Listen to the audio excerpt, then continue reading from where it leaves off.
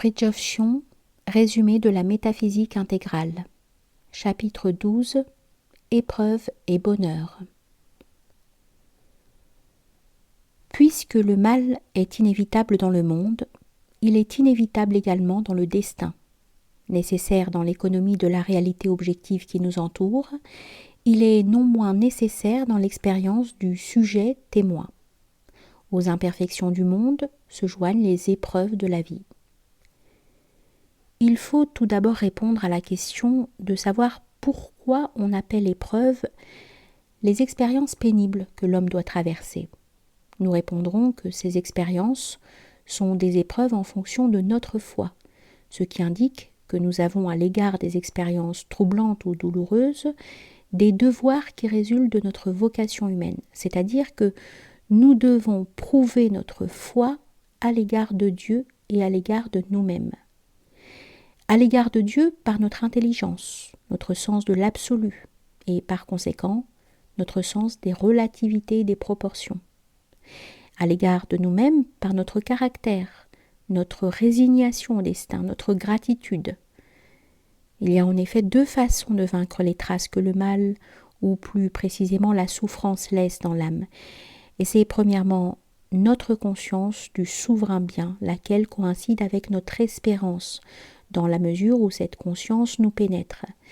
Deuxièmement, c'est notre acceptation de ce qu'on appelle en langage religieux la volonté de Dieu. Et c'est assurément une grande victoire sur soi-même que d'accepter un destin parce que c'est la volonté de Dieu et pour aucune autre raison. La vie est une chaîne d'instants et nous pouvons et devons à chaque instant dire oui à la volonté divine, c'est-à-dire à ce que Dieu veut pour nous en cet instant même. Sans doute cela ne nous délivre pas des maux auxquels nous devons faire face dans le monde extérieur, mais cela nous délivre de nos réactions passionnelles à ces maux. Sans que nous le sachions ou veuillions, ces réactions faites d'amertume, voire de désespoir, sont des révoltes contre les décrets divins. Et c'est pour cela que bien souvent, Dieu est lent à nous sauver de nos tribulations. L'erreur est ici d'une part de vouloir que le monde soit autre qu'il n'est, et d'autre part que ce qui nous arrive ne soit pas notre destin. La règle d'or, c'est premièrement se résigner à la volonté de Dieu telle que se manifeste dans l'inévitable. Mais nous sommes de toute évidence libres et même obligés, suivant les cas, de supprimer le mal évitable si cela est juste. Et deuxièmement, avoir confiance dans la justice et la bonté de Dieu et mettre nos soucis entre ses mains. Et en accomplissant nous-mêmes ce que nous pouvons ou devons accomplir en toute équité, car aide-toi, le ciel t'aidera. L'épreuve n'est pas nécessairement un châtiment. Elle peut être aussi une grâce, et l'un n'empêche pas l'autre. En tout état de cause, l'épreuve en soi non seulement prouve ce que nous sommes, mais aussi nous purifie de ce que nous ne sommes pas. Mais il y a également la sainte gratitude. Nous entendons par là notre conscience des dons divins qui nous font vivre et dont, par simple habitude, nous avons perdu conscience. La gratitude, la capacité d'apprécier même les petites choses, fait partie de la noblesse de l'âme, comme la générosité. Ces deux vertus nous aident ensemble avec la foi à porter les fardeaux que le destin nous impose. Dieu nous aide à porter nos fardeaux quand nous les portons avec foi et magnanimité. Il faut se garder de succomber à l'hypnose du monde qui nous entoure et qui nous renforce dans notre sentiment d'être exposé à 1000 dangers. C'est comme si on marchait sur un sentier étroit entre deux abîmes. Quand on regarde à gauche et à droite, on risque de perdre son équilibre. On doit au contraire regarder tout droit devant soi et laisser le monde être le monde. La raison d'être de notre vie est devant nous, et c'est là l'une des significations de l'injonction de ne pas regarder en arrière quand on a mis la main à la charrue. Il faut regarder vers Dieu, au regard de qui tous les gouffres du monde ne sont rien. Indépendamment des épreuves de la vie, lesquelles concernent notre foi et notre perfection morale, il y a des épreuves rituelles et initiatiques, lesquelles se réfèrent à nos qualifications spirituelles supérieures. On les rencontre dans les mystères égyptiens et gréco-romains de l'Antiquité et plus tard dans les initiations artisanales de l'Europe chrétienne. D'une part, ce sont des actions symboliques qui représentent divers aspects de la Maya cosmique que le néophyte est censé vaincre en lui-même.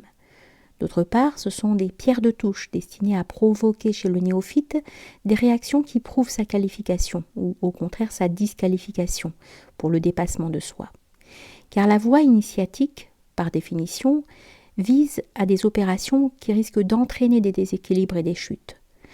Il faut donc éviter que s'y engagent ceux qui ne remplissent pas les conditions requises.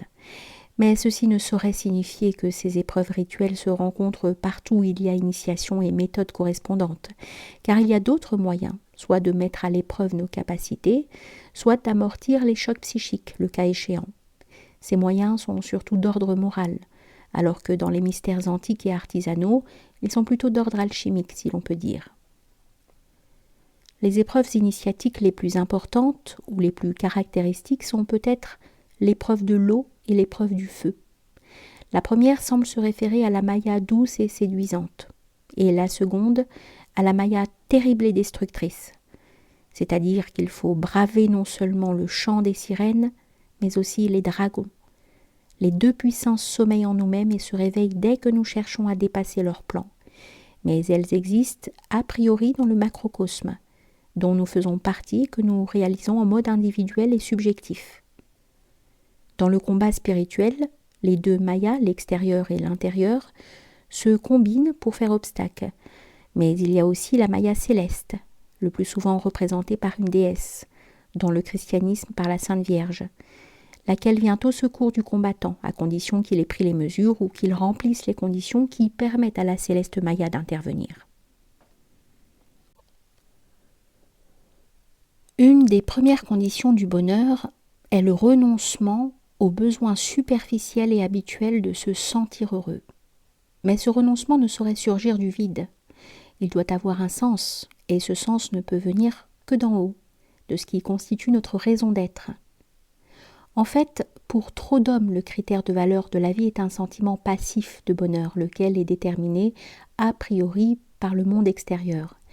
Quand ce sentiment ne se produit pas ou quand il s'estompe, ce qui peut avoir des causes tant subjectives qu'objectives, ils s'alarment et ils sont comme possédés par la question « Pourquoi ne suis-je pas heureux comme auparavant ?» et par l'attente de quelque chose qui puisse leur rendre le sentiment de l'être. Ce qui, inutile d'y insister, est une attitude parfaitement mondaine, donc incompatible avec la moindre des perspectives spirituelles. S'enfermer dans un bonheur terrestre, c'est créer une barrière entre l'homme et le ciel. Et c'est oublier que sur terre, l'homme est exilé. Le fait même de la mort le prouve. La première réponse à l'attente profane du sentiment de bonheur, ou à la mauvaise habitude de s'emprisonner dans cette attente, comme s'il n'y avait pas au-dessus de nous un ciel illimité et serein, la première réponse donc est le souvenir du souverain bien, ou en d'autres termes, la conscience de sa réalité, de sa félicité. C'est cette conscience qui permet de percevoir la relativité et la petitesse de notre complexe de bonheur et de constater qu'il y a dans l'attente dont il s'agit deux vices fondamentaux, à savoir la concupiscence et l'idolâtrie.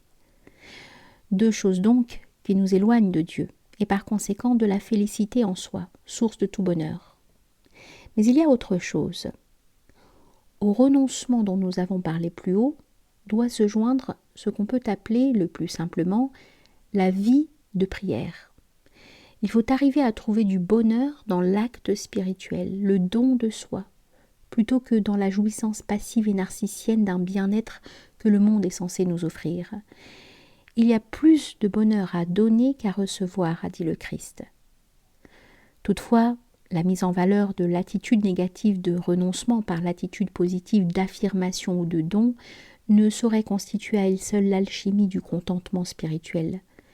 Nous avons besoin également d'un état d'âme qui corresponde plus directement au bonheur proprement dit, et c'est en premier lieu et de toute évidence l'amour de Dieu.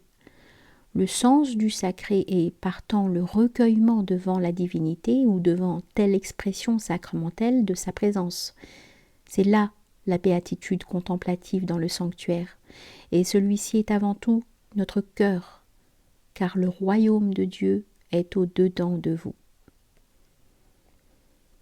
Un autre pôle du bonheur spirituel, complémentaire du précédent, est l'espérance. Notre certitude conditionnelle du salut, laquelle est fonction de notre certitude de Dieu et de la sincérité de cette certitude, car être réellement certain de l'absolu, c'est tirer les conséquences opératives de cette conviction, car l'absolu engage tout ce que nous sommes. La foi exige les œuvres. Ce ne sont pas celles-ci par elles-mêmes qui opèrent la salvation, mais elles font partie de la foi qui, elle, ouvre notre âme immortelle à la miséricorde salvatrice. Les œuvres, ou l'œuvre tout court, c'est avant tout le dialogue avec le ciel. L'aura morale de cette alchimie est la beauté de l'âme, donc aussi l'activité extérieure qui la manifeste. Le bonheur, c'est la religion et le caractère, la foi et la vertu. C'est un fait que l'homme ne peut pas trouver le bonheur dans ses propres limites. Sa nature même le condamne à se dépasser et en se dépassant, à se libérer. J'aime parce que j'aime, a dit saint Bernard. Cette parole indique le motif le plus élevé de notre bonheur, à savoir, nous le répétons, notre conscience du souverain bien et notre rattachement indéfectible à celui qui nous a donné l'intelligence et l'immortalité. Mais il y a encore plus dans la parole que nous venons de citer. Elle signifie en profondeur « j'aime parce que je suis l'amour », c'est-à-dire qu'elle se réfère au mystère de l'immanence et de l'union, nous dirons même de l'identité. À ce point de vue, notre bonheur dérive de ce que nous sommes, et nous sommes heureux dans la mesure où nous sommes réellement et pleinement nous-mêmes, au-delà des écorces que, dans notre ignorance et notre égoïsme, nous prenons pour notre véritable être. Se connaître soi-même, c'est se souvenir de ce qui est,